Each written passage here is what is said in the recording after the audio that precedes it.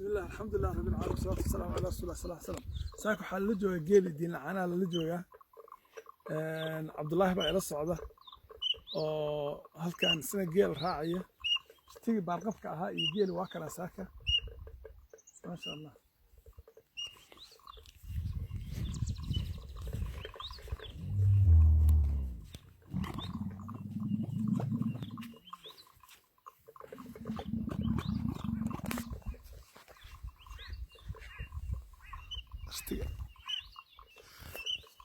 عبد الله بارتيجان إياه هشان إياه يا كحين إياه وكاس عبد الله وارتيق وقن أدوبني وارتيق قد أهجلا كجروي هشان نواتنا وصي كبقيسا مركب حوية ونيها أني أوربان لا هاي والرمان هاي أوربان لا هاي فارهي هجل ميرها كالآد وعبد الله إيور ساكن مجال اللي جوكته هي ارتقى قطعة مارت برتقى نعيس آدم ارتقى محصة وين يا ارتقى محصة وين يا عبد الله وهالشوي كادين ارتقى كبقيسا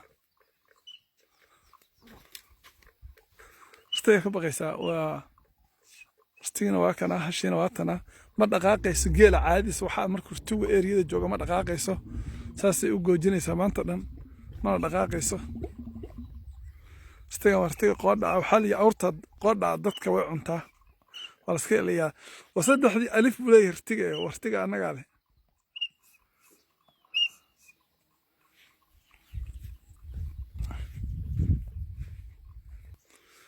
saddexdan alif وعلامته وحويه جيلة جيلة نوعية ارتجع وارتجع قاعدة جيلة كجرة ارتجع باقبك أو حلوية قان هشو أجمره انتي احتراما له احترام سيء احترام يسو انتي استاكتو ويجوش سو هذا خمنتها هاي وي لا يسو بيساو تاجنانيسا asagana markuu doobiyo uu fiirinayaa marka geeluna wuu ixtiraamaa asaguna hasha riman wuu ixtiraamaa geelu saa ugu wareegayaa waxaan la yaabay xalay waxaa noo yimid riti dool ah oo meel kale ka yimid baa noo yimid markii geelu soo dhexgalay ritigaanoo geela saas ugu wareegaya asaga dhan horba gees ka maray labadii riti baa isgalay kii kale wuu cararay markiiba waa cararay sababta waxa la awrta markay indhaha iska gartaan markuu arko ritigan oo isfiiriyaan buu fahmayaa inuu ritigani ka adag iyo ka awood badan yahay in kale marka waa cararay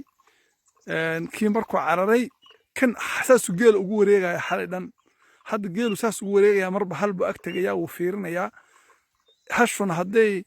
riman tahay oo ay dhalaysana way goojinaysaa sayntay kor u qaadaysaa way u sheegaysaa haddii uu rabo inuu hubiyo